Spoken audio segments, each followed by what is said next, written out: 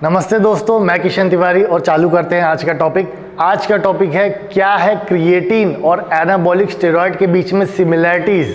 हाँ, ये दोनों ही चीज़ें एक जैसी कैसी हैं।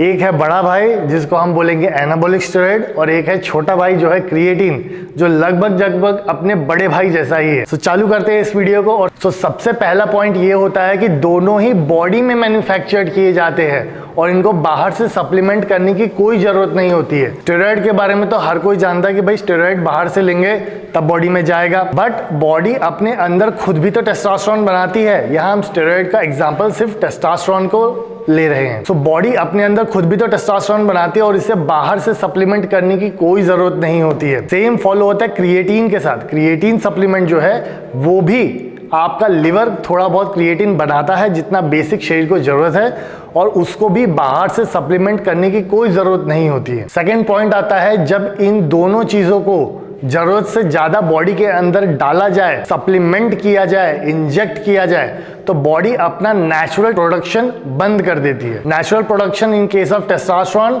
आपकी बॉडी बाहर से जब टेस्टोस्टेरोन आता है तो अपना खुद का बनाना बंद कर देगी। सेम क्रिएटिन के साथ होता है। जब आप काफी हाई अमाउंट में क्रिएटिन लेने जाते हो और आपकी बॉडी में क्रिएटिन एक लेवल तक सैचुरेट हो जाता है तो बॉडी अपना खुद का क्रिएटिन प्रोडक्शन बंद कर देता है, क्योंकि ऑलरेडी बॉडी में सफिशिएंट क्रिएटिन अवेलेबल है और आपका लिवर क्रिएटिन बनाना बंद कर देता है।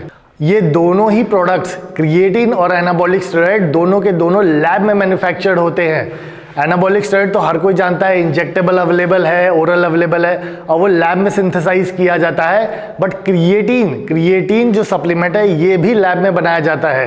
ये किसी खेत से, किसी फल से, किसी सब्जी से निचोड़ के नहीं बनाया जाता है। हाँ, एक ज़माने में ये नेचुरली सोर्स से आता था। उस वक्त ये नॉन वेजिटेरियन हुआ करता था, बट अब रिसेंटली आपने देखा होगा उस पर ग्रीन सिंबल आता है डब्बे पे क्रिएटिन के, और वो कंप्लीटली वेजिटेरियन होता है। और इसका कारण क्या है, वो लैब में सिंथेसाइज किए जाने लग गया है। नेक्स्ट पॉइंट आता है हमारा, ये दोनों ही चीजें इंजेक्टेबल या ओरल फॉर्म में ली जा सकती है।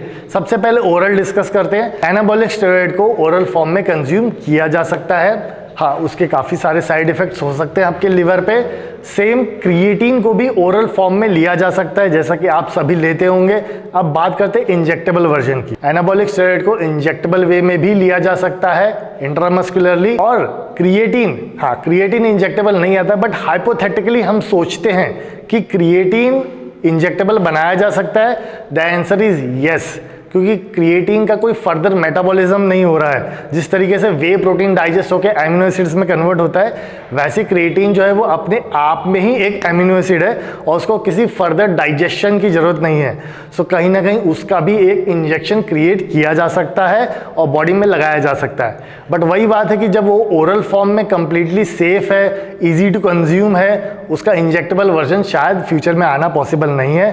बट हम जैसा कि हाइपोथेटिकली यहाँ बात कर रहे हैं, दोनों ही चीजें इंजेक्टेबल और ओरल फॉर्म में ली जा सकती है। नेक्स्ट पॉइंट आता है हमारा, दोनों ही चीजों को, क्रिएटिन या एनाबॉलिक स्टेरॉयड लेने से आपकी स्ट्रेंथ बढ़ती है, आपके लिफ्ट्स इंप्रूव हो जाते हैं। क्रिएटिन से तो होता ही है, एनाबॉलिक स्टेरॉयड से भी होता है। और दोनों से ही एक और सिमिलर चीज होती है, वो ये है वाटर रिटेंशन। क्रिएटिन से भी आपके सेल ज़्यादा हाइड्रेटेड हो जाते हैं, एनाबॉलिक स्टेरॉयड से भी यही इफेक्ट क्रिएट होता है। और ये जो हाइड्रेशन है, इसी वजह से भी कहीं ना कहीं आपकी स्ट्रेंथ इंप्रूव होती है।